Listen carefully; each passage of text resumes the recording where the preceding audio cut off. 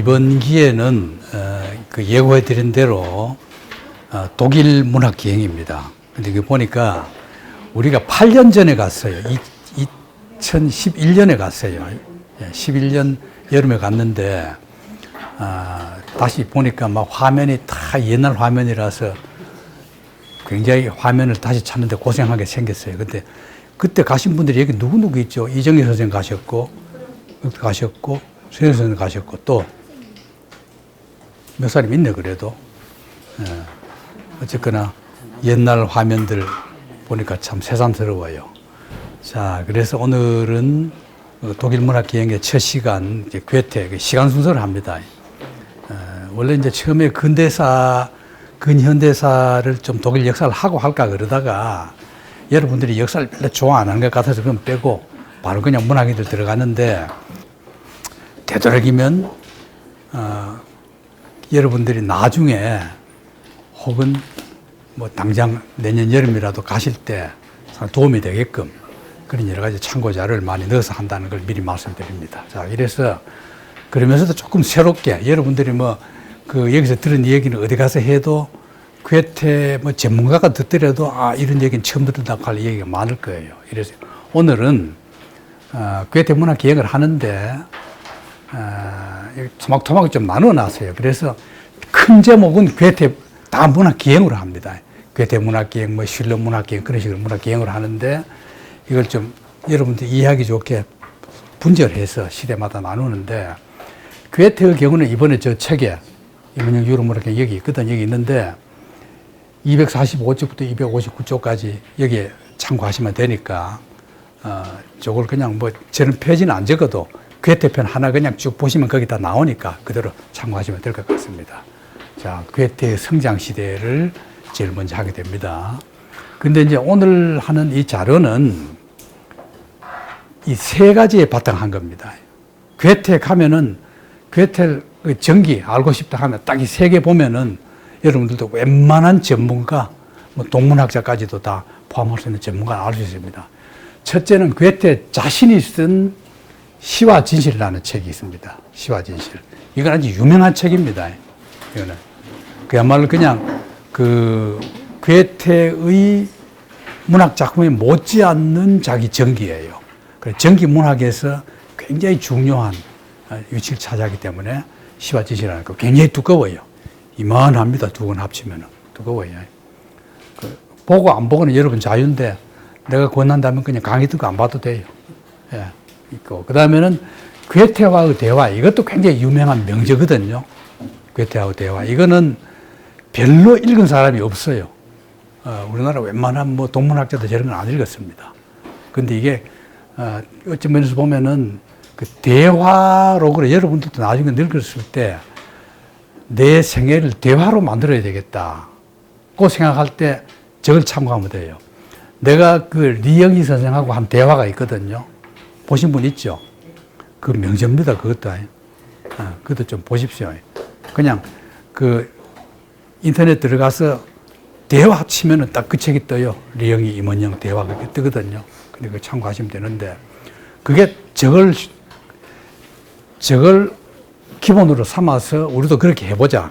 그렇게 한 게 그겁니다. 이래서 그 대화 상대자가 누구냐면 에커만이라는 사람, 에커만. 이게 유명한 사람. 이 사람은 그냥 괴테 대화 한 권 때문에 세계 문학사의 이름을 날린 사람, 에커만.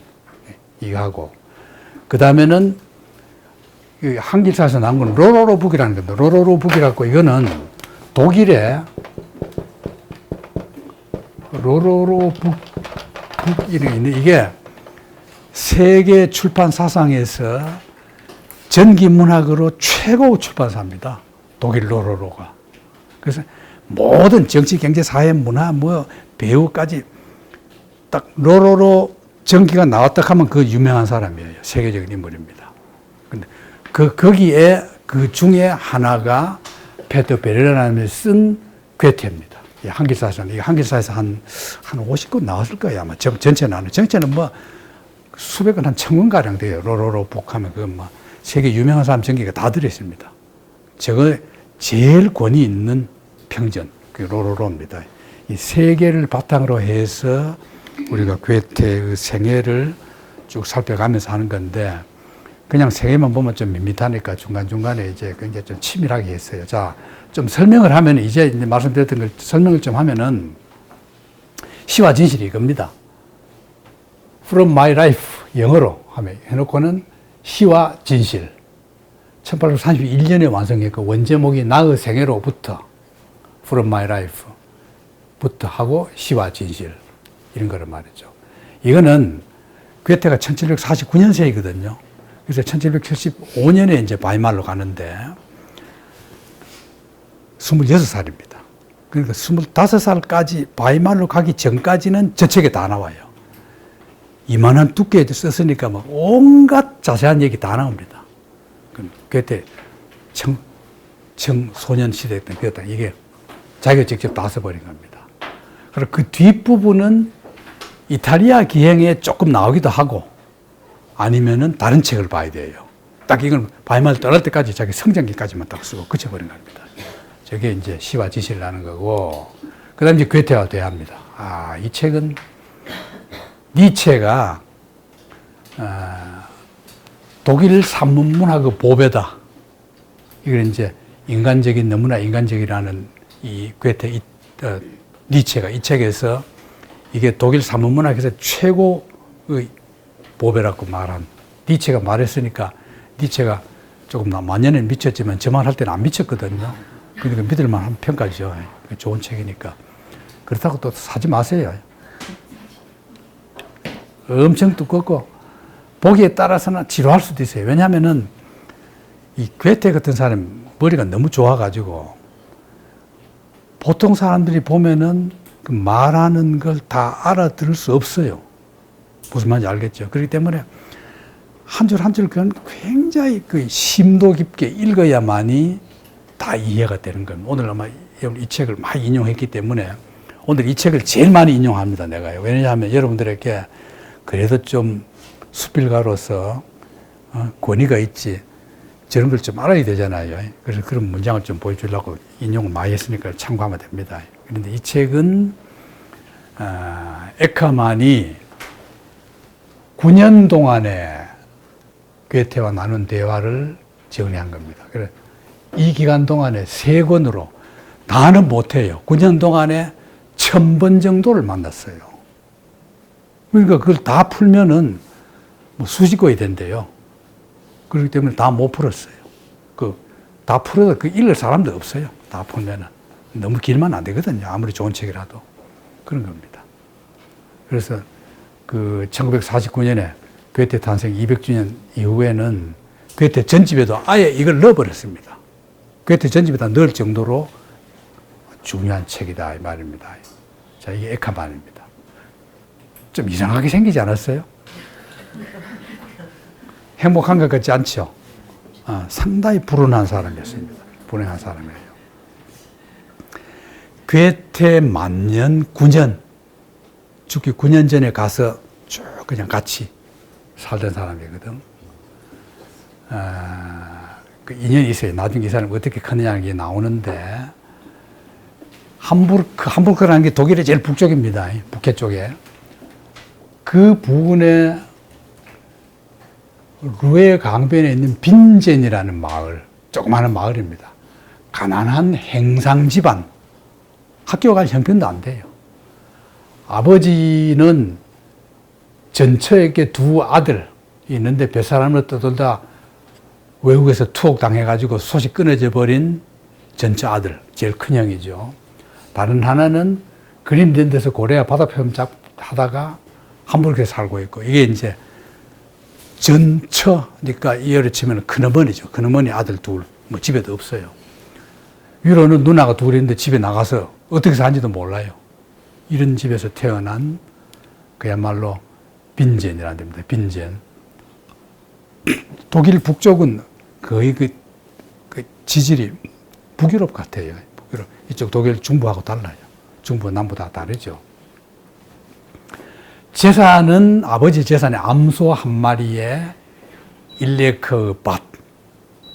아버지는 소매 형상, 어머니는 양털 작기, 양털로 이런 뭘 만드는 우리 측으로 말하면 물레 저는 그런 작게 저는 있고 그걸로 모자를 만들어서 파는데 학교 갔는데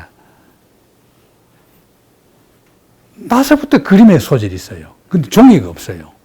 이래가지고 아버지 담배 다 피우고 버리면 그 광각을 뒤집어가지고 거기다가 그림 그렸다고 합니다.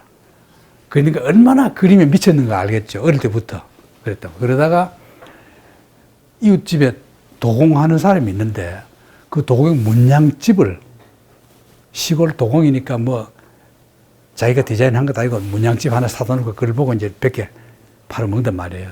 도공 만들어가지고.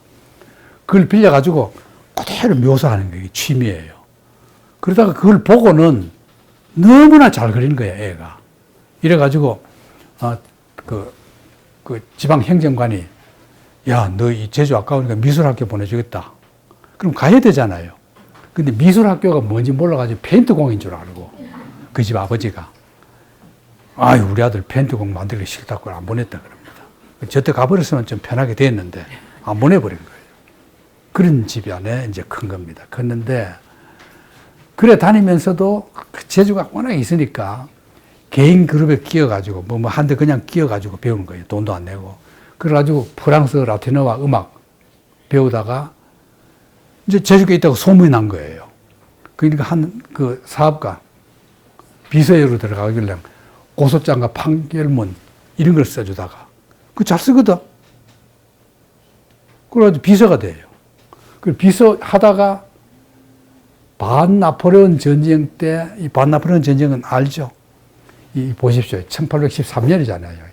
유럽 역사 하려면 나폴레온 모르고는 유럽 역사가 안 되거든요. 나폴레온이 유럽 전체 전쟁 일으킨 게 언제부터입니까?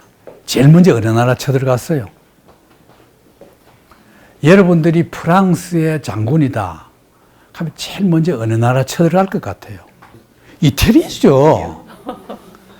모든 유럽은 이태리를 쳐들어가고 싶어 합니다. 왜?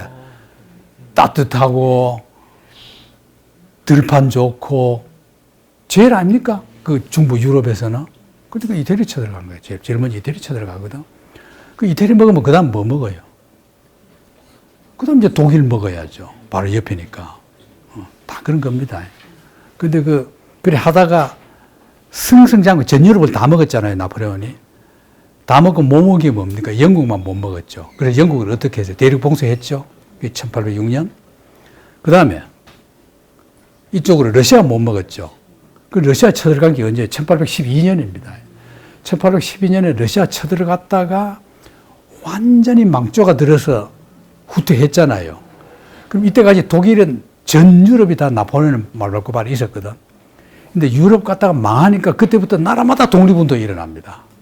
그 독일도 여러분들이 독일 가면은 독일 역사를 간단히 아는 게 필요한데 독일은 어떤 나라로 유명하냐면 영방국가를 합니다. 영방국가. 이 말을 우리 학교 때는 이런 단어가 없었어요. 우리 학교 때는 뭐 저런 단어도 없이 그냥 뭐 역사에 뭐라고 표현인지 나 기억 안 나. 어쨌든 영방국가라는 게 요새 젊은 학자들이 나와가지고 우리나라 말로 번역할 때 영방국가다 이렇게 만든 거거든. 그게 무슨 뜻이냐면은 영이라는 건 영주 영자, 영토 영자, 영방국가입니다. 영주들이 연방해서 만든 나라다. 이래서 대개 내가 여러분 독일 얘기 내가 많이 했죠. 한 300여 개의 영주들이 고대 그리스 도시국가가 비슷해요. 그리스하고는 조금 다르죠. 그리스는 그냥 독립국가 되는데 여기는 영방, 연합이 있어요. 그 300여 개의 영주 국가들이 그 중에서 황제를 하나 뽑아요. 선거해요. 그 황제가 하긴 하되 황제 말 안 들어도 되고 300여 개가 서로 이웃 나라끼리 싸움도 하고 이럽니다. 그럼 그 300여 개 영주들이 있는 데마다 지내갈 땐 다 세금 내고 여권도 내야 돼요. 그랬거든. 그러다가 통일된 게 나중인데 통일된 건 훨씬 뒤에 이제 그때 때문에 하기로 하고 어쨌거나 이런 나라였거든. 근데 나폴레온이 가서 300여 개 영주 국가에서 30여 개로 통폐합해 버립니다. 그러면 이제 어떻게 돼요? 많이 정리가 됐죠. 작은 거는 막 통폐합해. 나폴레옹이 가서 이제 독일을 딱 점령해서 다스리려고 보니까 300여 개 영주니까 회의를 못 하겠는 거예요. 소집해도 어떤 건 앞은 못 오고 뭐, 그래 그냥 통폐합해버린 거예요. 참 독일로서는 큰 역할을 해준 거죠, 나폴레옹이. 30여 개, 그럼 30여 개 중에서 어떤 거는 나폴레옹이 아부하는 파도 있고, 어떤 거는 나폴레옹이 끝까지 저항하는 파도 있고 다 다르겠죠. 이래서 나폴레옹이 물러간 뒤에 독일의 아부한 그 영주 국가는 격이 떨어집니다. 그리고 저항했던 영주 국가는 옆에 걸 통폐합하기다가 덕도 좀 보고 이래. 다 그렇습니다. 역사도 우리나라도 예를 들면 뭐 고려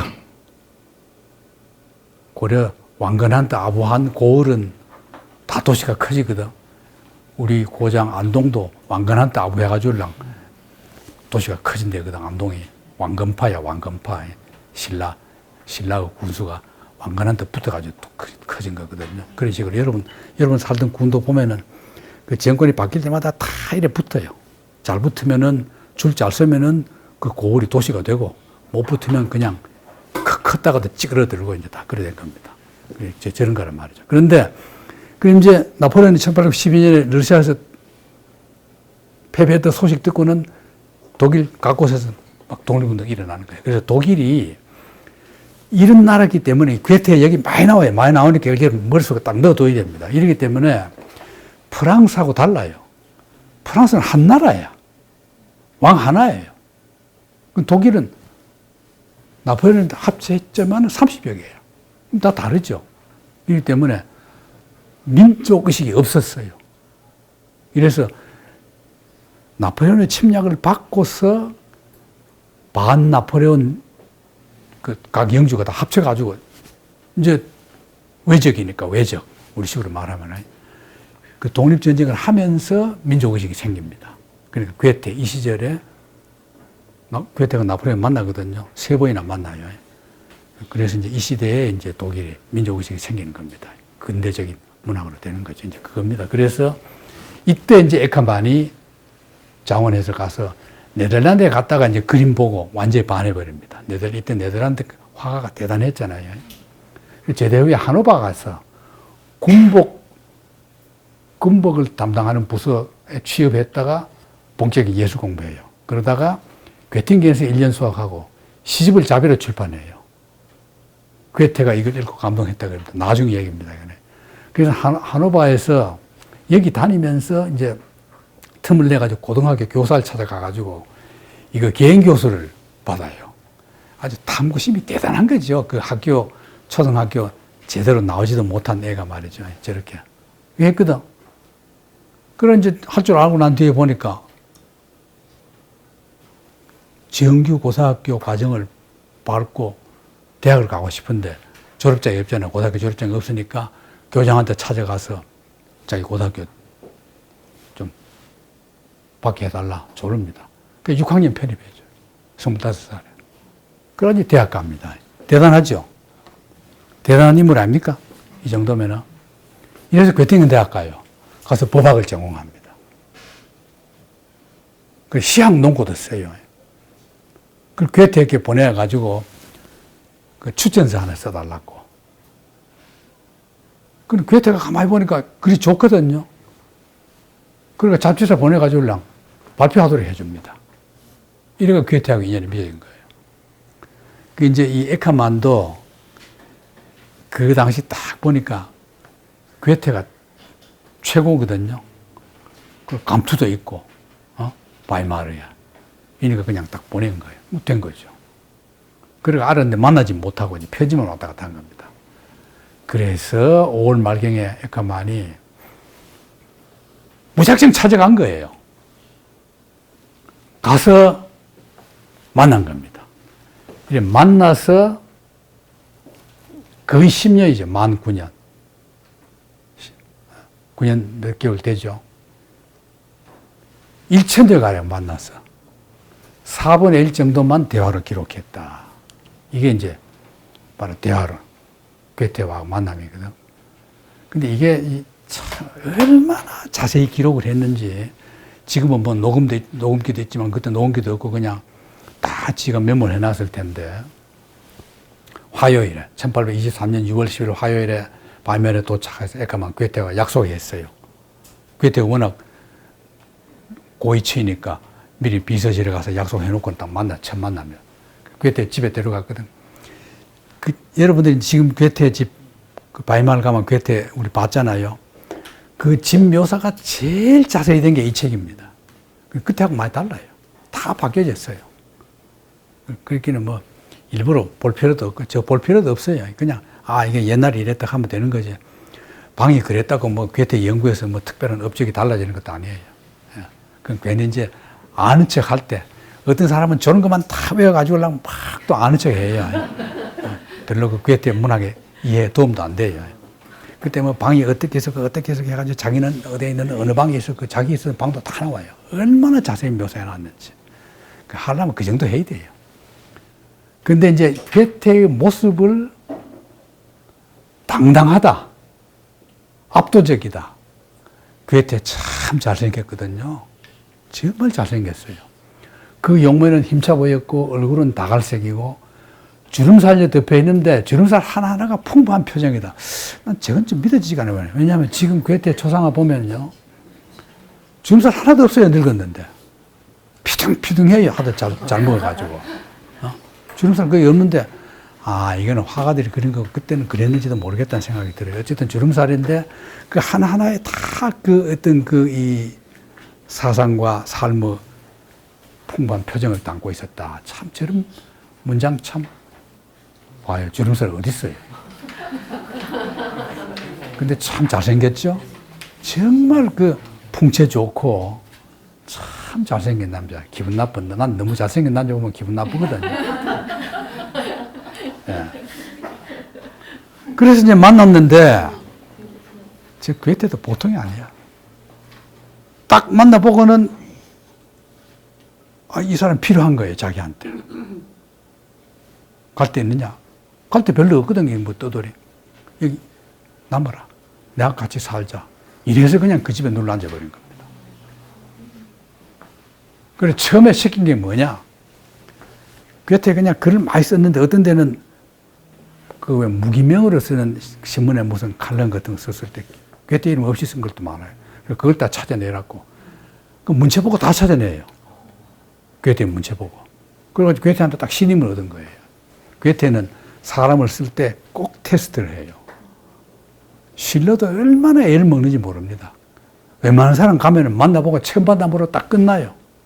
그 뒤부터는 아예 쌀쌀맞게 해가지고 찾아가지도 못하게 만듭니다. 헬델린이 그랬거든. 헬델린도 떠돌이가 돼가지고 다니다가 갈 데 없어가지고 괴테한테 가면 일자리 하나 줄 줄 알고. 왜냐하면 지가 뭐 장관이니까 일자리 하나 주려면 마음대로 줄 수 있거든요. 근데 딱 냉정하게 그것도 보지도 않아요. 헬델린 쫓겨나갔잖아요. 괴테한테 갔다가. 그런 사람 많아요. 실러를 인정하는데 6년이 걸려요. 그만큼 테스트를 합니다. 괴테 다음에 우리가 실러 할 건데. 그래, 이제 이스라엘 가니까 에카만이 내 영어 배우고 싶다 하니까 괴테는, 바일런처럼 고귀한 인물은 역사의 전을 통해 거의 다시는 만날 수 없다. 적극 권유하는 겁니다. 그러니까, 대단한 인간이죠. 둘 다 대단한 인간들이에요. 괴테가 어느 정도냐. 별을 보고 지진을 예견할 정도로 딱 보고, 어디 지진 일어나고, 조그만 지진 일어나는 거예요. 에카만이 겪어보니까 아는 거예요. 대단하죠. 그래, 괴테는 글을 어떻게 썼을까? 원래 괴테의 문학은 내하고는 궁합이 안 맞아요. 나는 외적인 묘사를 좋아하는데 내적인 걸 그리는 작가. 대개 보면 모든 예술가는 크게 나누면 둘은 내향적 인간과 외향적 인간입니다. 내향적 인간은 막 파고들어요. 뭐 프루스트 잃어버린 시간을 찾아서 나는 그거 아직도 다 못 봤거든요. 도저히 우라통 터져서 다 볼 수가 없어요. 30분만 보면 그냥 잠이 와요. 근데 그걸 막 세계 명작으로 가있기는 난 그런 걸 명작으로 안 쳐. 외향적인 건 난 잘 보는데 근데 괴테도 보면 내향적이에요. 활동은 그렇게 하면서도 자기 글 쓰는 거는 내향적인 글 쓴 거예요. 내면 세계 묘사하게 느꼈다. 나중에 자기가 막 이제 성장하고 하면서 나중에 이제 외부 세계를 그렸는데 외부 세계를 그려보니까 진절이 나더라. 그래서 자기는 내향적인 게 오히려 더 중요하다고 생각한다. 이건 괴테. 여러분도 다 보면 자기 체질에 맞는 게 있어요. 수필도 보면 그래요. 맨날 가면 인생론, 인간을 찾아라 하는 그런 글 있죠. 나는 그런 글만큼 쓸데없는 그런 세상에 본 적이 없어. 인생이 아무리 해보십시오. 답이 있나. 그냥 먹고 살면 돼요. 먹고 살고 만나고 그럼 되는 거지. 인생이 어디서 태어나 어디로 가는가. 그걸 지가 연구해가지고 수천 년 동안 온갖 석학들이 다 연구해도 모르는데, 그건 내 생각이고 또, 이래 말하는데도 불구하고, 우리 그 국문과 선후배들 보면은 학교 다닐 때부터 맨날 술 먹고, 나는 뭐고 어떤 존재고, 그게 궁금하다. 그러지 말라. 너 그러면 문학 못한다. 결국 문학 못해요. 결국은 알코올 중독자로 그냥 죽는 거예요, 일생 동안. 그 내부 세계입니다. 괴테처럼 우수하면 돼요. 괴테는 왜? 외부 세계도 알거든. 알고 내부와 함께 그리니까 되는 건데, 내부만 파고드는 사람 보면 철학도 그런 철학자 있거든. 독자가 없어요. 자, 대화설입니다. 괴테가 대화를 얼마나 하는지, 개개인의 성격을 말하는, 성격이 바뀔 수 없는 필연 있죠. 사람을 바꿀 수 있습니까? 여러분도 안 바뀌죠? 아무리 옆에서 지랄 발광을 해도 안 바꾸죠? 때려도 안 바뀌고, 지역 살려도 안 바뀌고, 안 바뀌어요. 더 독해져요. 안 바뀌어. 세계 역사가 다 증명해요. 그게 필연이야. 그 다음에는 그 필연을 두고 2차적인 여러 가지 특징이, 이건 항상 새로 생겨난다는 거예요. 그것만 우리가 바꾸는 겁니다. 교육으로. 교육과 사회 문화로. 세상, 정치 체제나 이런 걸로. 그런 거, 종교도 마찬가지고.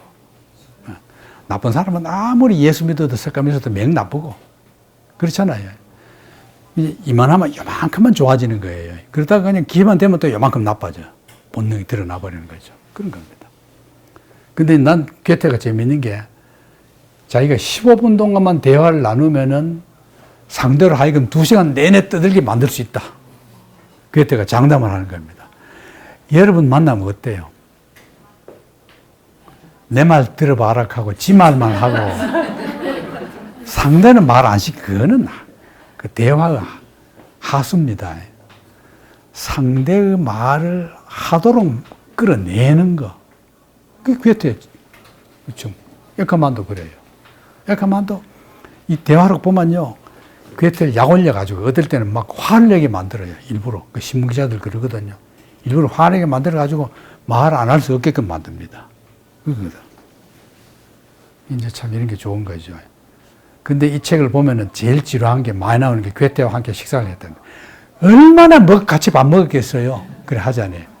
먹을 때마다 괴테와 함께 식사를 했다. 괴테와 함께 식사를 했다. 그러고 철학은 칸트파입니다. 헤겔은 이때 젊을 때고, 칸트는 늙었을 텐데, 칸트파고 헤겔은 별로 중요시 않아요. 칸트파야. 창세기에 대한 의문. 아라라트에서 노아 방주 발견됐다. 그러니까 그 이야기를 하면서 괴테가 에카만에게, 그럼 두개골은 왜 없느냐? 그러거든. 그러면서 괴테의 자연관은 독특하거든요. 나중에 이태리 기행 갈 때 그런 게 나오는데, 그 산이나 이런 거 보면 거기에 따라서 안개가 붙잖아요. 산에 따라서. 그런 걸 관찰해요. 이 지형 자체가 다 생명을 가지고 뭔가 다르다. 구름물 끌어들이는 산, 안개를 끌어들이는 산, 물을 끌어들이는 산, 어떤 나무를 좋아하는 산. 그래 말합니다. 괴테는. 참 재밌죠.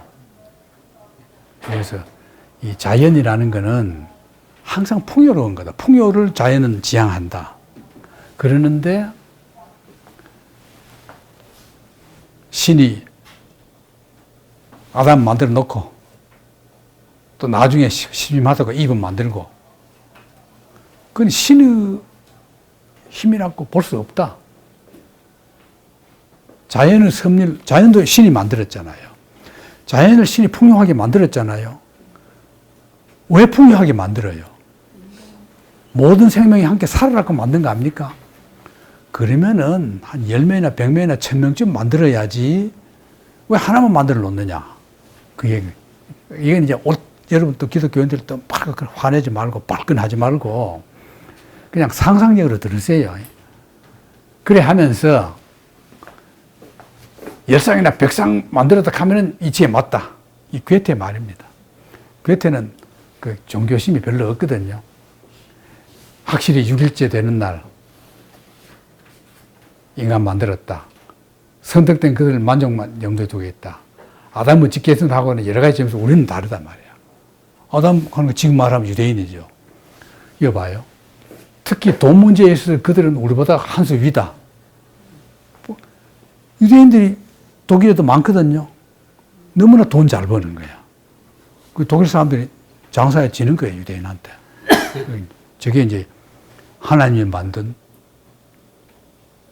인간 후예 아닙니까? 우리는 방자예요, 서자예요, 서자. 하나님은 서자예요, 서자. 그런데 자연이 그러면서도 괴테는 신을 핑계대요. 여기서 괴테가 말하는 신은 뭐냐? 범신론입니다. 범신론적으로. 그래서 신 속에 활동하고 존재하면서 영원한 법칙에 따라 괴로워하고 기뻐하는 거다. 영원한 법칙. 실제로 그러지 않아요, 우리가. 영원한 법칙 속에 그건 벗어날 수 없어요, 인간이. 그런 거다. 그 다음에 이제 내가 이제 중에서 이제 중요한 도입부에서 중요한 점만 내가 강조해서 얘기하는 겁니다. 그 다음에 데모니쉬. 참 저게 좋아요. 여러분도 저래 데모니쉬를 가져야 돼요. 뭘 하려면은. 데모니쉬가 뭡니까? 데몬카는 악령이잖아요. 근데 우리식으로 말하면 신들린 겁니다. 신들린 거, 무당 들린 거. 여러분 어떤 분야에서든지 성공한 사람 보면은 신들렸죠. 그 신이 뭐 서양 귀신인지 동양 귀신인지 인도 귀신인지 중국 귀신인지 아니면 우리나라 토종 귀신인지 모르지만은 여러분도 한때는 신 들린 적 있죠? 박윤정 씨 없나? 어릴 때 말할 때 자기도 모르게 딱 말해놓고 나니까 너무나 명언을 한 적 있어요, 없어요? 다 있어요. 다 있습니다. 모든 사람에게 다 있어요. 그런 번득일 때가 있거든. 근데 우리는 그런 걸 1년에 한 번, 10년에 한 번인데 모든 분야에 성공한 사람들은 매일 그런 거예요. 모든 일이 다 그렇다. 그런 인간 있죠? 있습니다. 탁월한 사람들 여러분 주변에서 제일 출세하고 출세했거나 돈 많이 벌었거나 권세 높거나 위대한 예술가나 여러분 주변에서 제일 유명한 사람 각자 머릿속에 한번 떠올려 보십시오. 그 사람이 여러분 그냥 보통 때 보면 모르는데 잘 관찰해 보면은 다 신 들린 사람들이에요. 신이 안 들리고는 그렇게 안 돼요. 그렇게 생각하지 않아요? 여러분 주변에 제일 유명한 사람 다 떠올려 봐요. 여러분하고 다르죠? 다 수긍 안 하네. 지가 더 잘났다고 생각해요. 달라요. 다릅니다. 정치 가든지 경제인이든지 예술가든지 종교인들도요, 같은 목사라도 번뜩이는 사람들이 있습니다. 같은 신부라도 번뜩이는 신부가 있어요. 같은 스님이라도. 다 다르거든요. 데모니시한 거란 말이다. 그러면서 이제 이걸 물어요. 물으면서 가만히 나폴레옹도 그래 생각하냐? 그때 그렇다. 많이 넘쳐나는 활동력과 동료에 가득 차 있다. 그러면 그에게 이 나라가 너무 좁다. 아무리 큰 나라도 그에게는 좁다. 이런 사람을 그리스인들은 반신으로 생각했다. 그런 이제 데모니시라고 말한다.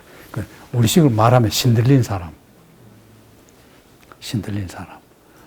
그럼 이제 정말로 도 닦는 거는 뭐냐? 자기 몸과 영혼이 신이 들리게 하는 거. 그러지 않아요? 그게 도 닦는 겁니다. 도 닦는 게. 여러분도 도 닦고 싶죠? 닦고 싶으면은 여기 와서 내 강의 한참 들으면 좀 신 들리기도 하는데 신 안 들리면은 내가 강의를 못한 게 아니라 여러분들이 내 강의를 잘 안 들었어요. 자, 그래서 에카마는 사건 속에서 데모니시한 게 있다. 괴테는 우리 5성이나 2성으로 풀 수 없는 모든 것 속에서 나타난다. 눈으로 볼 수 있는 자연에도 있단 말이야, 자연에도. 눈으로 볼 수 없는 자연에도 있다. 그러니까 이제 에카만이 물어요. 메피스토페레스도 그러냐? 그렇다. 근데 이건 너무 부정적이고, 우리가 필요로 하는 것은 긍정적인 데모니시, 그걸 찾아야 된다. 음악가 중에서 파가니니가 특히 그렇다. 파가니니는 좀 여러분 그런 거 느끼지 않아요? 바로 이 사나이. 악마가 연주해졌다 이러잖아요, 악마가. 저러지 말고 좀 천사가 연주해졌다 하면 안 되나? 근데 악마만큼 데모니시한 것도 사실 드물거든요. 악마들. 파가니니가 그렇다는 겁니다. 그래서 바이올린을 말해요, 바이올린. 괴테가 바이올린을 굉장히 높이 평가하거든요. 근데 우리나라 영문학, 우리나라뿐 아니라 세계적인 그 영문학에서 보면은 바이올린을 아예 가르치지도 않아요. 영문과에서 별로. 워즈워드가 막 어떡하거든. 나는 참 잘못한다고 봐요. 바이올린하고 비교하면요, 워즈워드는 그냥 중학생 정도예요, 중학생. 대학생이나 잘 봐줘도. 바이올린 차원이 달라요. 근데 그 바이올린을 평가한 게 버튼 러셀이거든요. 러셀이 서양 철학사에서 내 문학 경에 보면 나와요, 이 바이올린에. 서양 철학사에서 문학인으로 유일하게 한 챕터를 준 게 바이올린입니다. 그러면서 러셀이 그래 썼어요. 야, 그걸 보면 나도 참 보통 사람이 아니라는 생각이 들어. 난 러셀 그 책 안 보고 바이올린을 평가했거든. 하고 중요하다 했는데 왜 이렇게 영문학에서 바이올린을 소홀히 하나. 그 러셀을 보니까 딱 도입부에서 영문학에서 영국의 비평가들이 왜 바이올린을 이렇게 폄하하는지 모르지만은 내가 볼 땐 이거는 세계적으로 평가해야 되는 거다 하면서 쭉 쓴 버튼러셀 철학사에 그 챕터 길이가 쇼펜하우하고 같은 분량이에요. 내가 페이지를 일부러 따져봤어. 그만큼 철학사에 시인을 넣었단 말이에요. 바이올린을. 그런 거거든. 그 바이올린이에요. 괴테도 그래 봤어요. 그 보통이 아니죠, 바이올린이. 여러분, 그 영화 보면요, 바이올린 진짜 미친놈 같아요. 말 하나, 행동 하나가 완전히 그냥 술에 취해가지고 노는 것처럼. 나중에 영국 문학기행 할 때 그때 자세히 하고, 어쨌거나, 그 다음 문학과 정치, 이건 굉장히 나쁘게 봅니다. 정치를 하게 돼, 문학인이 정치에 빠져들면은 편협성과 명목적인 증오 모자까지 뒤집어 쓰지 않으면 안 된다. 이건 괴테 생각입니다. 괴테 생각이에요. 괴테는 저래 생각했어요. 근데 나중에는 이제, 내 몸은 이제 문학자들이 정치 세력을, 어떤 세력을 지지하느냐에 따라서 달라요. 예를 들면 뭐 7.18을 지지하는 문학인이다, 시인이다 하면은 그건 진짜 저런 모자를 쓰는 거죠. 근데 독립운동가를 따라다니는 시인이다 하면 다르지 않아요? 그때 그건 다른데 괴테는 그냥 무조건 지는 정치하면서 참 이상한 남자야. 인류 문학사에서 문학인으로 제일 출세한 게 괴테거든요. 괴테는 또 변호사이기도 해요. 근데 지는 하면서 남보고는 못하게 해요. 남보고는 못하게 합니다. 시인도 마찬가지야. 그러면서 이제 괴테의 조국이라는 건 뭐냐? 선한 거며, 고귀한 거며, 아름다운 거. 그 바이마르니까 그게 가능해요. 그 자기의 군주가 나쁜 놈. 그래도 됩니까? 안 되죠. 아니면 지가 사표 내야죠. 자, 자기 조국 사랑한다는 것은, 조국을 위해 활동한다는 것은 저주스러운 편견과 싸우고 편협한 견해를 타파하고 국민의 재능을 개발하고 취미를 정화하고 지주와 사고방식을 드높였다. 이래야 그 문학이 조국을 사랑하는 문학이다. 이렇게 이제. 어쨌거나 독재 찬양하고 그런 건 없어요. 그게 대단. 그런데 정치가 되어버리면 시는 망한다. 그건 변함없습니다. 괴테 편견 중에 내가 볼 때 아주 비이성적인 편견은 안경 쓴 사람에 대한 편견. 안경 쓴 사람은 무조건 싫어했대요.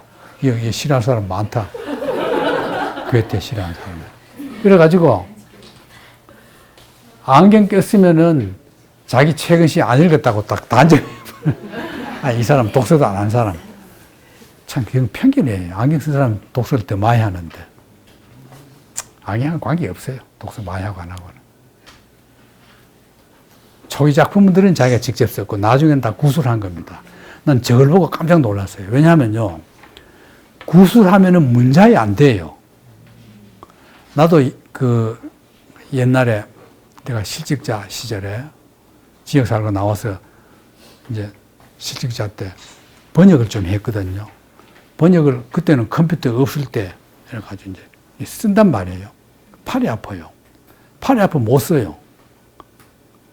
번역은 보고 부르면 될 것 같아서 녹음기 갖다 놓고 해보니까 안 돼요. 구술이 굉장히 어렵습니다. 자기 글을 구술할 정도, 도스토옙스키도 구술했잖아요. 도스토옙스키는 한 달에 장편 한 권을 썼거든. 그 안 돼가지고 속기사를 사가지고 구술했잖아요. 그 구술해준 속기사하고 결혼해가지고 평생 살았거든. 천마누라하고 이혼하고. 도스토옙스키 그건 유명한 얘기입니다. 왜? 노름 빚져가지고 성금 받아 쓰고 한 달 내로 못 쓰면은 벌금 물어야 되거든. 한 달 내로 죽자고 써도 못 쓰는 거예요. 도저히 불가능. 그러니까 속기사, 친구들이 속기사 하나 대줬어. 이랬대요. 안채가 쓰면 지는 방 안에 왔다 갔다 하면서 부르는 거예요. 부르면 속기사가 막 써가지고는 집에 가서 그걸 빨리 풀고 그때는 와서 읽어주면 또 왔다 갔다 하면 또 속기사를 해가지고 또 확 쓰고 한 달에 장편 하나 써버리니까 출판사가 놀래가지고 그 베스트셀러 된 거거든요. 그건 천재입니다. 여러분도 한번 나중에 몸이 약하고 컴퓨터도 못 만질 정도다 하면은 나도 그럼 불러가지고 손자 데려다 놓고 컴퓨터 치락하면 지금은 그 속기 없어도 웬만하면 치거든요. 한번 해보세요. 부르니까 문장이 안 되는 이 사람 거의 다 구술했어요. 이 천재죠.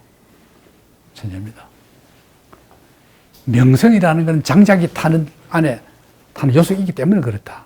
그래 공짜로 유명해지지 않는다 그런 뜻입니다. 자, 이제 이런 게 이제 그 괴테와 그 대화, 에카만과 대화에서 나오는 그 중에서 에센스, 창작이라는 게 어떤 자세로 한다. 요지가 뭐예요? 여러분 내가 지금까지 했던 얘기 중에서 오늘 요거는 내가 기억해야 되겠다. 그건 뭐예요? 데모니시만 알면 돼요. 데모니시. 무조건 신들려야 돼요. 그러니까 여러분 그냥 가서 밥 먹으면서도 귀신이여 나에게 점지하소서. 신들려야 돼요.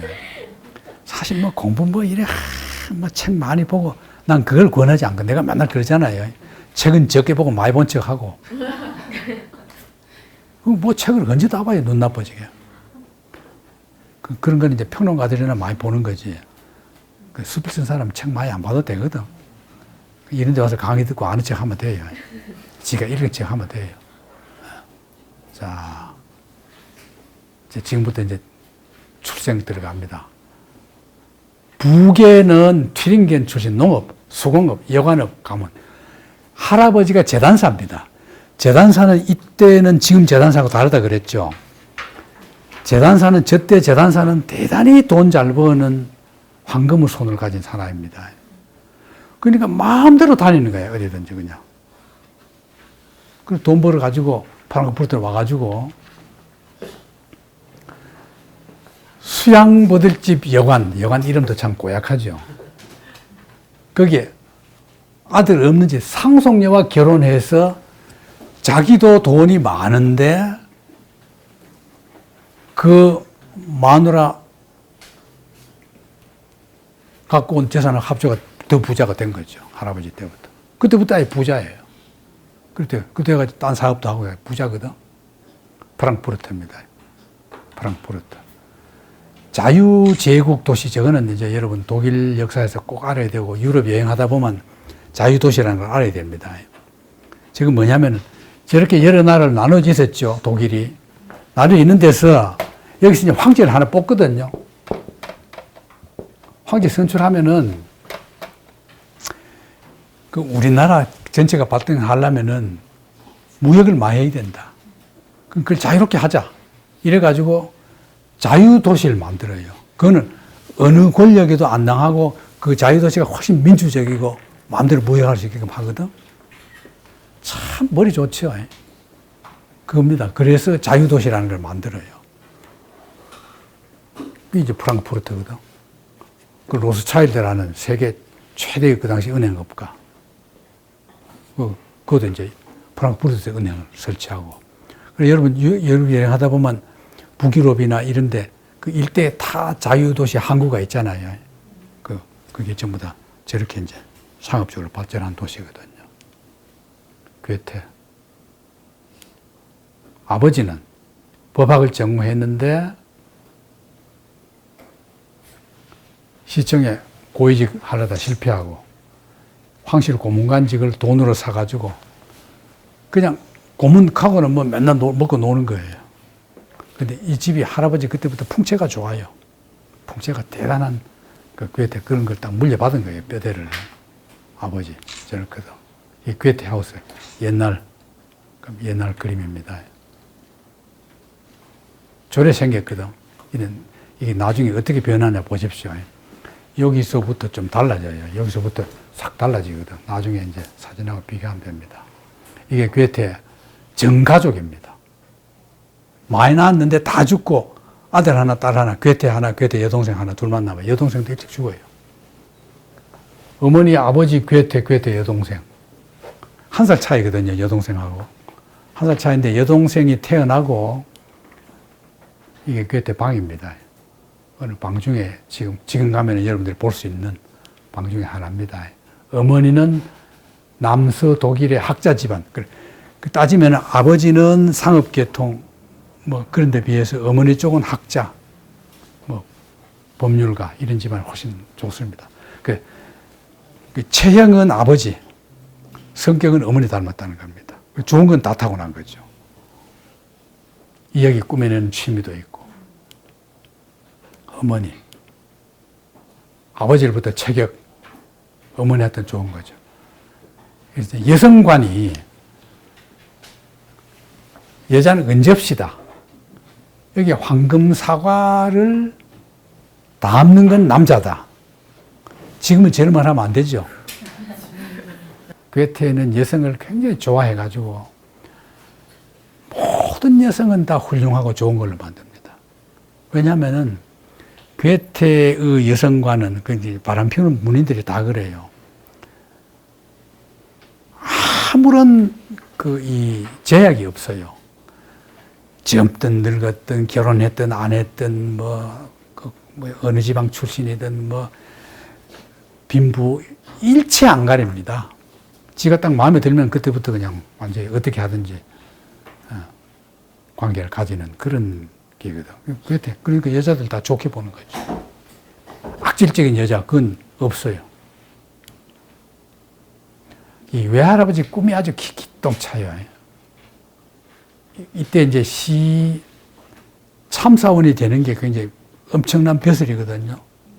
참사원에서 시장도 뽑고 그래요. 근데 참사원은 딱 정해져 있어요. 프랑크푸르트 나라에서 참사원. 우리식으로 말하면 뭐 시의회, 의원 뭐 이런 거죠. 있거든. 숫자가 정해져 있어요. 누구 하나 죽었어. 제가 그러면 꿈에 죽은 참사원이 다시 일어나면서 그 자리에 그때 그 할아버지 보고 앉아라고 그런 거야. 그 꿈 해석을 지가 해요. 아, 이거 좋은 꿈이다. 원래 죽은 사람 보면은 나쁜 것도 있고 좋은 것도 있거든.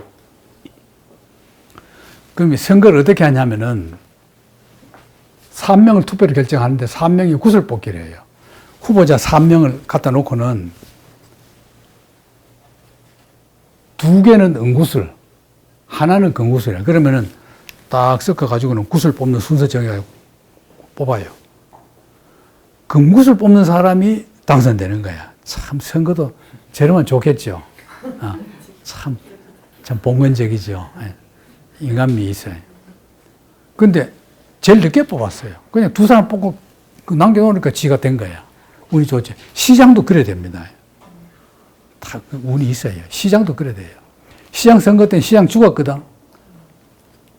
죽었는데 밤에 하려고 막 참사원들 다 오라 그러는 거야. 지도 후보거든. 지도 참사 후보니까.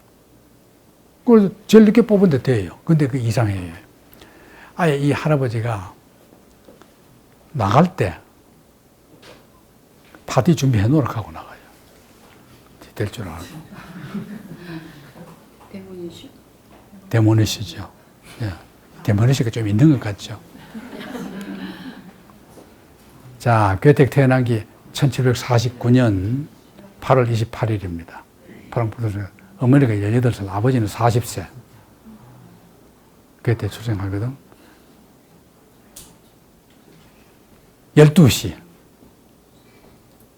종소리, 성당 종소리 함께, 교회 종소리 함께 태어나. 태양은 처녀궁, 길조야. 조산부 미숙으로 사산. 간신히 살아나요. 저걸 이제 그 시와 지시를 보면 첫 구절에 저게 나와요. 나는 1749년 8월 28일 12시 태양이 처녀궁에 있을 때 가장 빛나고 열기 나고 좋을 때 아주 좋은 시야. 그런데 다르 신이 방해해가지고 내가 죽을 뻔했다. 그러다가 간신히 어떤 다른 별의 도움을 받아가지고 살아났다. 그래 했는데 실제로는 그 외할아버지가 시자였거든요. 이때 태어날 때가. 외할아버지가 시자였는데 딸이 이제 애 놓는다 하니까 얼마나 걱정되겠어요. 그러니까 막 하는데 보이면 막 애가 죽었다 하고 이러니까 온갖 의술 다 동원해가지고 살렸어요. 그래서 살아난 거죠. 살아났는데 그 괴테 치화지로 그래서 났어요. 내 덕분에 내 뒤에 태어난 사람들은 다 덕을 봤다. 조산. 옛날에는 애 놓는 게 위험합니다. 그때까지 조산원에 대한 그 어떤 특별한 어떤 규제나 이런 게 없었고 조산원 자체가 적었대요. 프랑크푸르트에. 근데 그때 태어날 때 하도 애를 먹어가지고 외할아버지가 조산원을 늘리고 교육을 때 철저시켜가지고 그 출산을 순조롭게 만들었다는 겁니다. 그래서 그때 보면 자신있게 내 덕분에 프랑크푸르트 사람들이 그 뒤부터는 편하게 태어났다고 그랬었습니다. 참 빽이 있고 봐야 되죠. 자, 레머 광장, 괴테 하우스입니다. 지금 모습입니다. 사슴모 거리에 세계의 7연금 3층에서 제망을 즐겼는데 이 집이거든. 이겁니다. 내보고 생가집과 정원이거든. 이 3층이 아래층보다 약간 튀어나왔어요. 그 당시 법규로는 2층은 조금 이래 나와도 되는데 3층부터는 안 된대요. 그리고 워낙 빽이 좋잖아요. 그래가지고 다시 지을까 하다가 워낙 빽이 좋은 집안이니까 옛날이나 지금이나 미래나 인간사회에는 빽은 없을 수 없어요. 아무리 정치를 뭐 결백하게 해도 빽은 빽이에요. 말 잘못했나? 이것도, 그걸 이제 줄여야죠. 되도록 줄고 공평사회를 만드는 게 이제 정치의 이상인데 아무리 없앨 해도 없앨 수 없어요. 어떻게든지 그래 하고 말아요. 자기 지위를 가지고. 그런 거거든. 근데 이제 그대로 한 거예요. 해가지고 했는데, 요 보면 이제 그 당시 부자냐 아니냐 하는 것을 수도가 없었거든, 그때는. 그러면은 부엌 안에 펌프 있는 거, 그 부자의 상징이었대요. 여러분들은 다 부자야, 그러니까. 떼부자야, 떼부자. 그 다음에, 이제 이 괴테가 1살 차이로 여동생 태어났다 그랬잖아요. 근데 1살 때 뭘 알겠어요? 그러는데, 뭐 프로이드 이런 때문에 그런지 모르는데, 어쨌거나, 그 엄마 뺏긴 질투 때문에 막 땡깡을 부린 거예요. 그 유리창 같은 걸 가지고 막 창밖 던지기 이런 거. 그러면 이제 그것도 귀한 집에 하니까, 아, 잘 던졌다 하면 칭찬해 주거든. 정말 그 잘한 줄 알고 그냥 막 던졌대요. 막 던지면 옛날 유리창은 던지면 유리창까지 같이 깨지거든. 컵하고. 그 뭐 부잣집이니까 유리창 갖다가 끼우면 되니까 계속 던져가지고 그렇게 난동을 부렸다는 겁니다. 나중에는 그릇도 던지고. 이 부엌이거든요. 저기 잘 산 집입니다. 그리고 난방시설이 한 집에 방마다 있는 거. 그건 엄청난 부자예요. 방마다 있는 거는. 다 한 집에 하나예요. 또르스 보스컵 지금 보면 또 밖에서 불 때도록 돼 있어요. 여기 보면 이게 이제 그겁니다. 펌프 시설이에요. 펌프 시설. 저 앞착 다리미. 이런 다리미가 없었거든요. 저기다 그 옷을 빨래 해가지고 넣어가지고 여러 개 옷을 넣어가지고는 쫙 이렇게 눌리는 겁니다. 이게 뭐 다 비슷합니다. 근데 이제 빨래를 1년에 2번 했다는 겁니다. 난 저게 정말인가 모르겠어요. 근데 지가 썼으니까 정말이겠죠. 지가 거짓말 하겠어요? 그럼 이제 그 당시는 다 쌓아둔대요. 옷을 그냥 그대로. 쌓아뒀다가 날 받아가지고 일꾼들 며칠 그냥 한꺼번에, 이 술에 쉬고 강에 가서 그냥 하루 종일 해가지고 와서 빨아가지고는 차곡차곡 넣어두고는 또 한 6달 갈아입고 하다가 그래가지고 그 당시 상징이, 천이 넉넉하면 이게 부자래요. 왜? 빨래를 자주 못하니까 천이 넉넉해야 빨래거리 쌓아놓고 또 새 옷 이렇게 갈아입잖아요. 그랬다는 뜻입니다. 참 이해가 안 되죠. 그러니까 여러분 더 행복한 줄 알겠죠.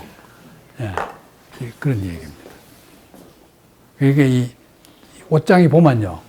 엄청 커요. 저기 전부 다 이제 새 옷과 빨래를 넣어두는 거예요. 엄청 커요. 저런 게.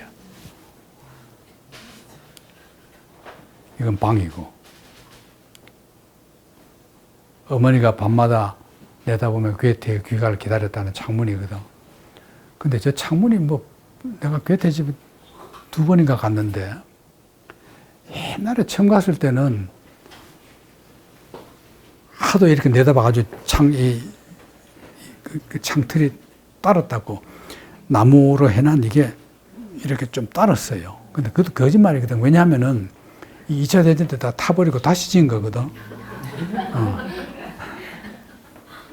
난 처음엔 그것도 모르고 속았어. 2번째 갔다 오면 그게 없어요. 그런 일이 없었대요, 자기들은. 근데 가이드가 바뀌니까 그건 몰라요.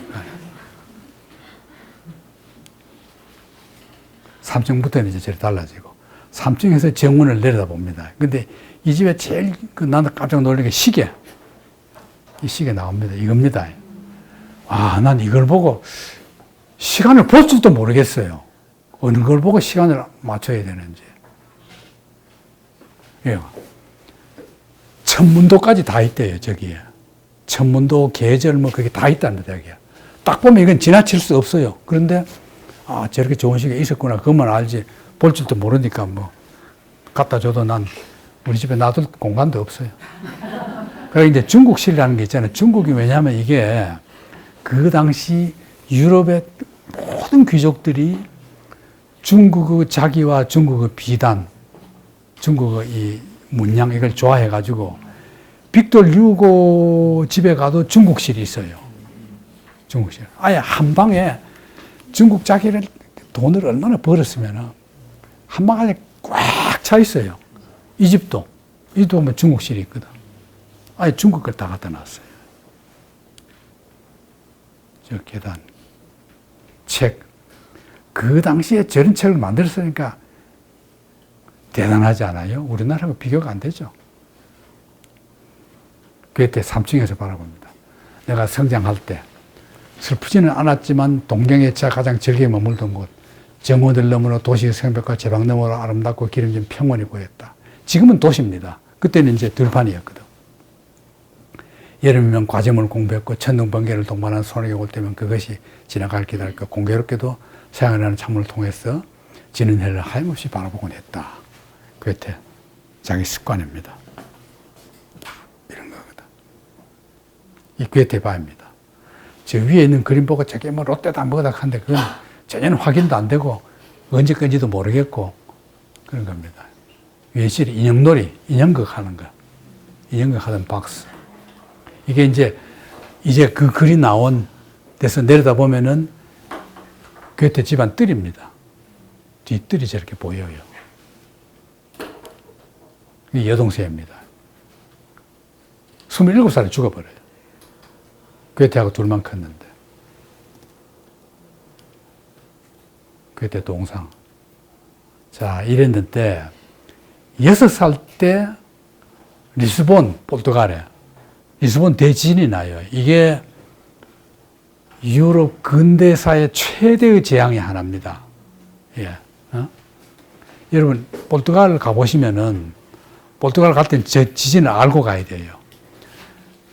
그, 리스본 모든 도시가 저 지진 난 후에 다시 지은 겁니다.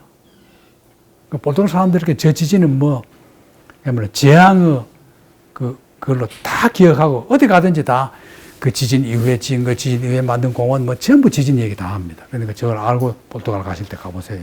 포르투갈이 참 독특한 나라고 재밌어요. 스페인하고는 좀 또 다른 어떤 풍치가 있거든요. 그런데 11월 1일 만성절 9시 40분 첫 발생. 3번 크게 발생했는데 다 이 시간에 만성절이기 때문에 교회가 있었을 겁니다. 이래서 더 많이 죽는 거예요. 더 많이 죽는 겁니다. 24만 5천 명이 3만 내지 7만 명 죽고 6개월 동안 250회. 그거거든. 리스본 여기서 지진 난 건데. 이게 유럽에 이게 이제 다 그 당시 리스본입니다. 리스본 파괴된 겁니다. 이거 이제 9호소고. 15m 쓰나미. 대서양 건너서 서인도 제도까지. 영국까지. 아일랜드까지. 덴마크, 오스트리아, 서부. 당연히 독일 전체가 다 흔들거린 거죠. 대단한 거 아닙니까? 엄청난 재앙입니다. 이걸 6살 때 보고, 저 이제 쓰나미죠. 저걸 보고 공포다.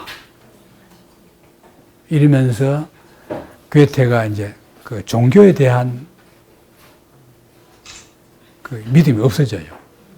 아, 이건 신이 있다면 이건 난 이런 신 못 믿겠다.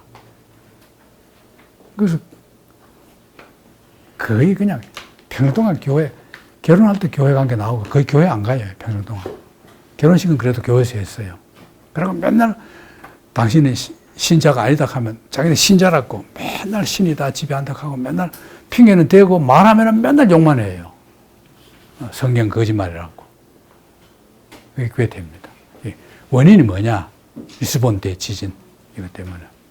이제 외국가 학교를 초등학교, 중고등학교 안 다닙니다. 집에서 다 해요. 그리고 바로 대학을 갑니다.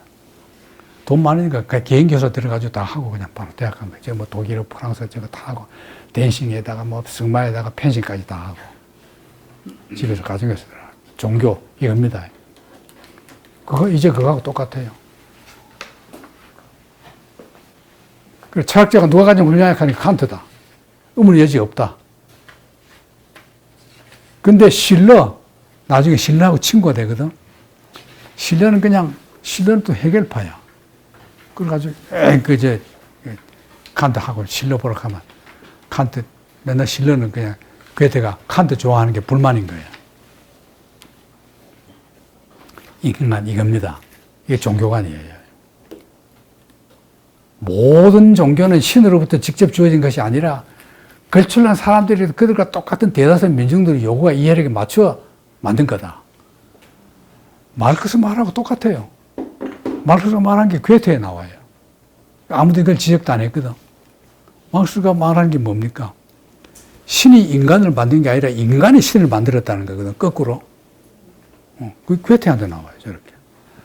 만약 종교가 정말로 신이 만든 거라면은 아무도 그 뜻을 모를 거다.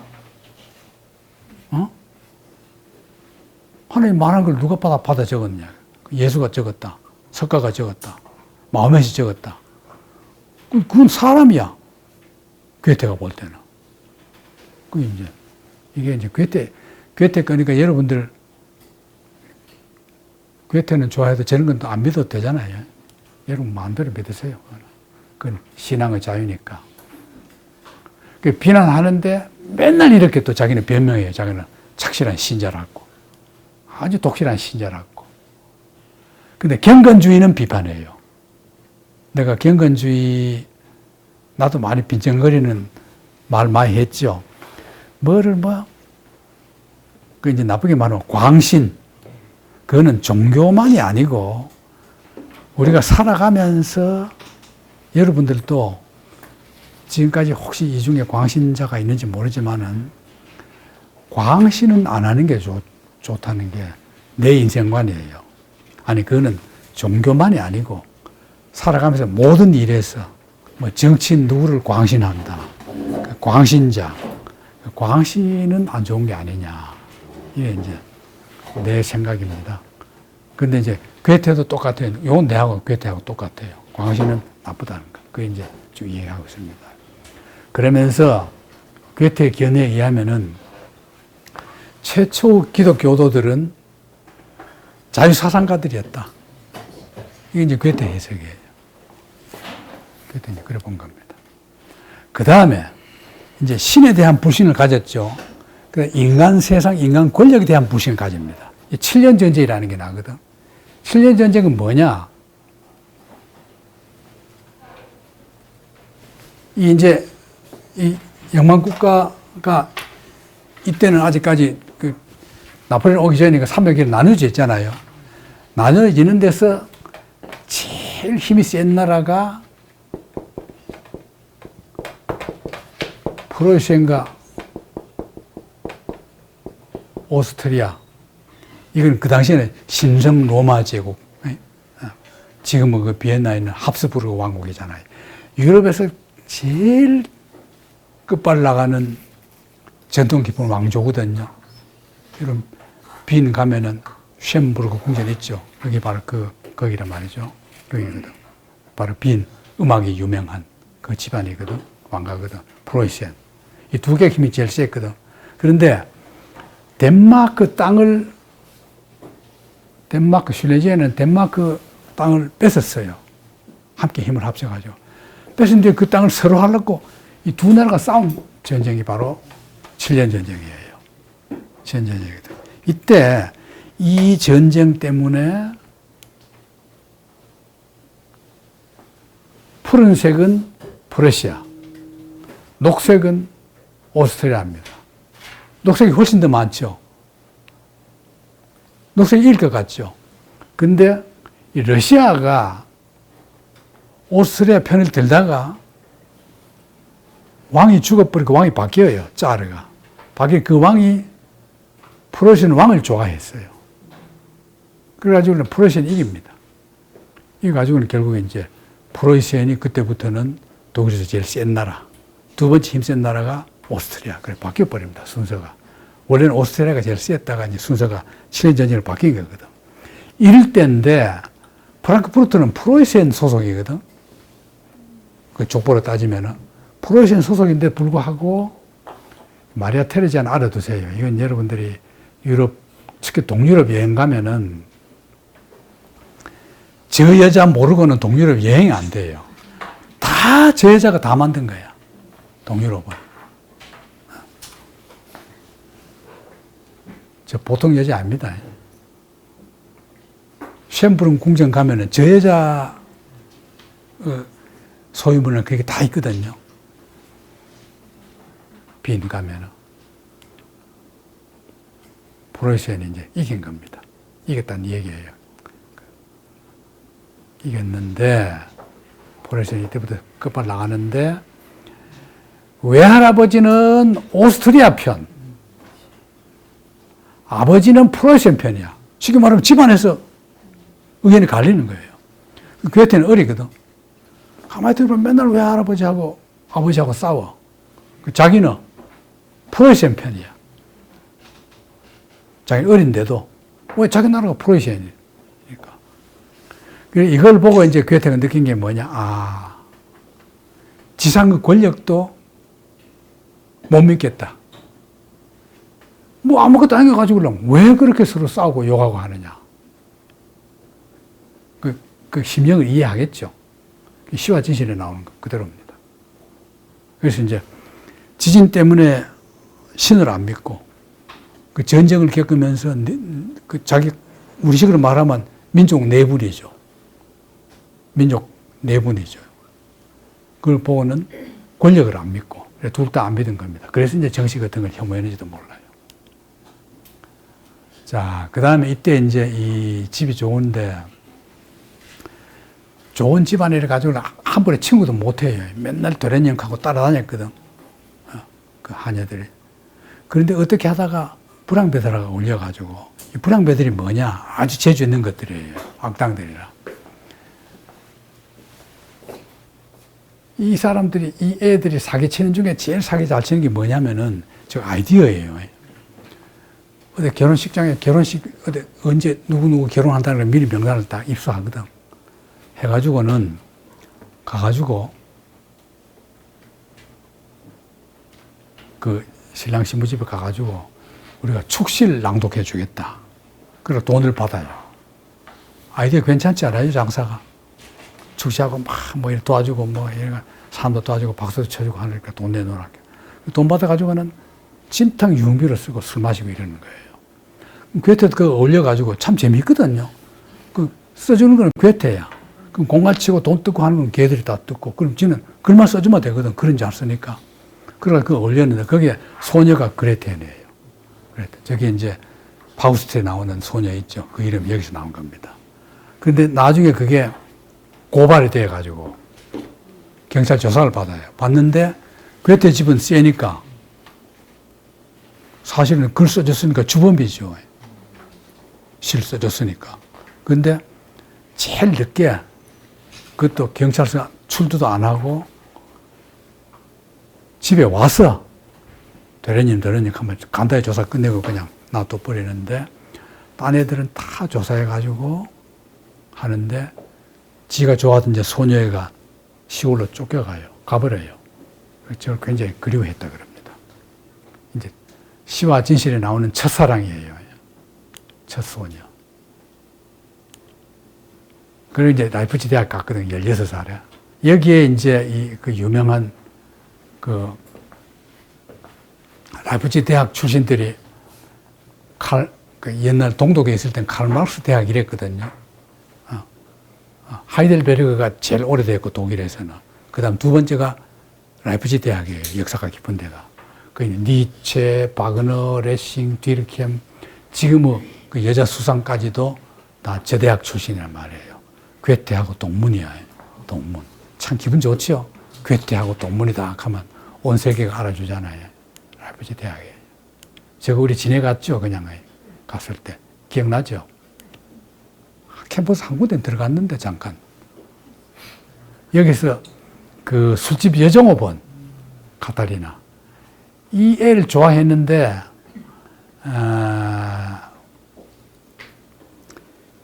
질투를 해요. 얘는 이제 여종업원이니까 아무 남자 나라 가서는 웃고 친절할 거 아닙니까? 그리고 얘는 못 견디겠는 거야, 괴테는. 그래가지고 막 그 제풀에 막 질투하다 병이 나요. 상사병 걸려가지고. 병이 나가지고 학교 그만두고 건강 나빠져 걸리면 중퇴합니다. 졸업도 못하고 중퇴하고 고향으로 돌아와요. 근데 이 바로 라이프치히에 있는 식당이 지금 유명한 식당입니다. 예. 이 식당 가면 안 돼요. 저 식당 가면은 음식만 기억나요? 그렇게 짜서 못 먹는데. 돼지고기를 얼마나 푸짐하게, 감자도 막 이런 접시에다 이만큼 담아 참 인심적으로 주거든. 그 비싸요. 먹성 좋은 나도 도저히 못 먹겠어요. 짜서. 아무리 소금을 줄여라 해도 조금만 와서 보고 이거 소금 줄인 거라고. 그래도 우리 못 먹겠어요. 그만큼 짜게 줘요. 그러니까 미리 해도 안 된대요. 아니, 그 사람들 하도 소금을 많이 넣어가지고. 그래서 난 농담으로 문학경영에 그랬었어요. 독일이 경제적으로 이렇게 발전한 건 이렇게 짜서 그렇다고. 이렇게 고향을 돌아와 버립니다. 고향에 돌아와서 한참 있다가 슈트라스부르크. 지금은 프랑스입니다. 슈트라스부르죠. 이게 자유도시거든. 거기 가요. 거기서 이제 진짜 애인을 만납니다. 슈트라스부르크 가거든. 이 대학은 헤르트도 만나고, 이게 이제 그 다음 사랑이에요. 프리데리케. 제젠하임이라는 데가 슈트라스부르크 북동쪽에 있는데, 여기는 나도 못 가봤어요. 여러분도 나중에 가면은 여기 좀 가서, 진짜 여기 괴테에 무슨 뭐가 있대요. 기념비가.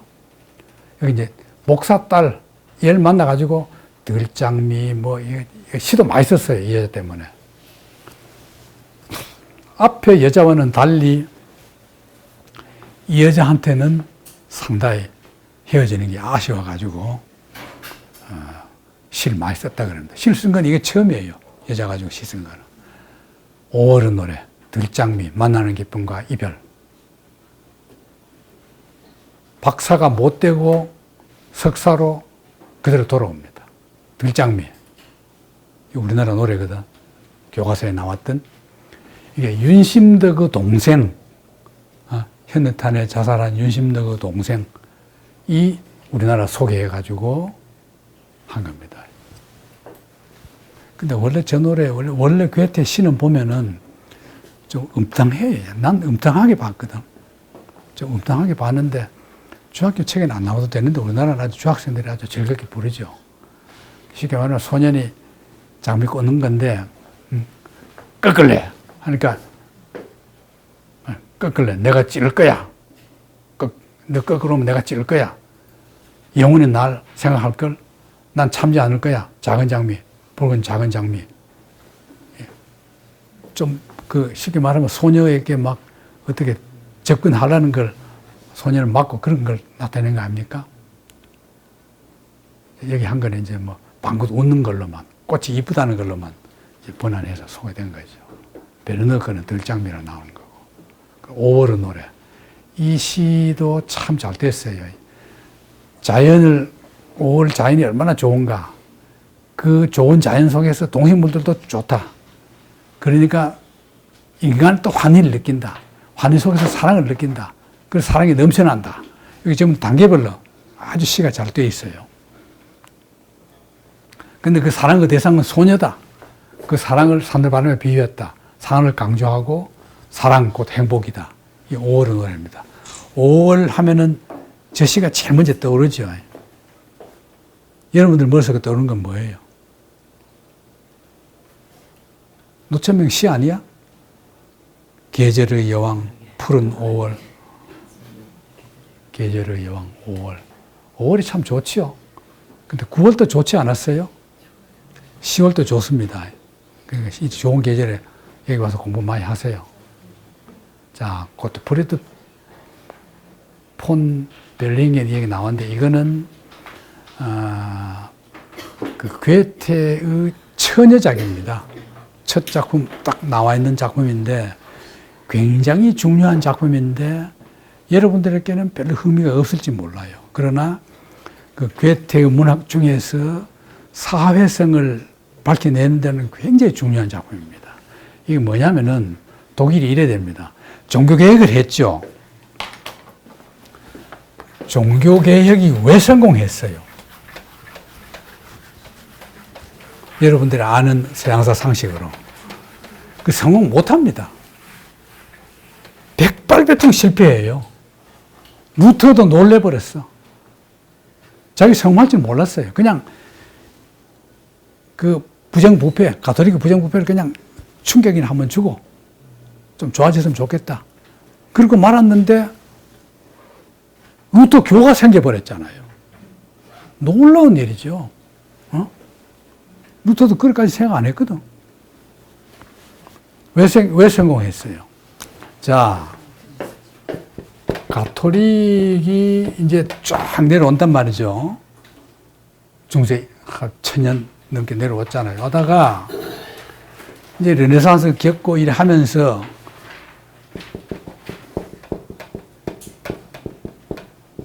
세속 권력 왕이죠. 왕이나 영주나. 세속 권력하고 둘이 항상 다투거든요.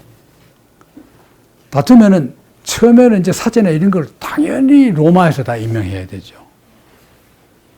권력이 세지니까 우리 땅의 사제는 내가 임명하겠다 이래 되거든. 그 왕들도 그러니까 힘은 왕이 더 있잖아요. 그 좀 양보를 해. 이래 좀 다투거든. 그래서 다투는데 독일에서는 어떠냐? 세금을